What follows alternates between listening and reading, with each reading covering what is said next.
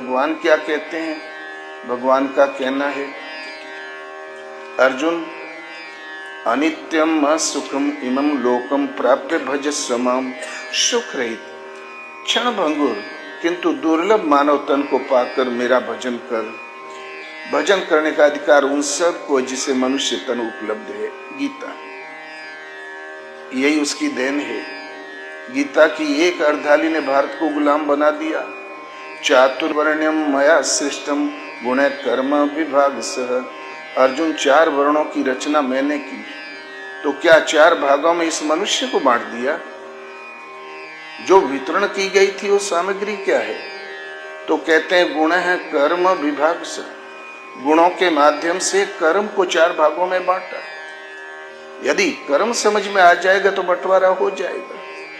गीता के अनुसार एक आत्मा ही सत्य है, परम तत्व है, सनातन पुरुष है। उसे विदित करने की नियत विधि योग विधि यज्ञ है और उस यज्ञ को चरितार्थ करना कर्म है। यज्ञ अर्थात कर्मणो अन्यत्र लोकोयम कर्म बंधनम तदर्थम कर्म कौन्तेय मुक्त संग समाचर। अर्जुन यज्ञ को कार्य रूप देना ही कर्म है। यज्ञ एक निश्चित विधि होनी चाहिए। उसके अलावा जो चारों तरफ समाज कर रही है कर्म, क्या कर्म नहीं करते? कहते हैं अन्यत्र लोकोयम कर्म बंधन। इस यज्ञ के सिवाय अन्यत्र जो कुछ भी किया जाता है इसी लोक का एक बंधन कर्म है। तदर्थम कर्म कौन्तेय मुक्त संग समाचर। इसलिए यज्ञ की पूर्ति के लिए संग दोष से अलग रहकर भली प्रकार आचरण कर योग विधि यज्ञ उसे कार्यान्वित करना कर्म, चरितार्थ करना कर्म। कर्म माने आराधना, कर्म माने चिंतन।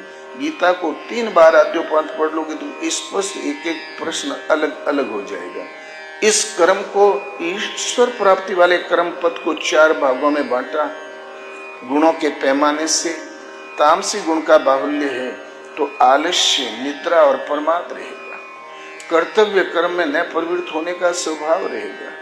अकर्तव्य कार्य छूटेंगे ही नहीं। 10 घंटा भजन में बैठ जाओगे तो 10 मिनट भी अपने हक में नहीं पाओगे।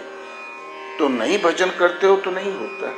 आंख मूंद के बैठे हो तब भी तो नहीं हो रहा है। व्यर्थ समय क्यों नष्ट करते हो?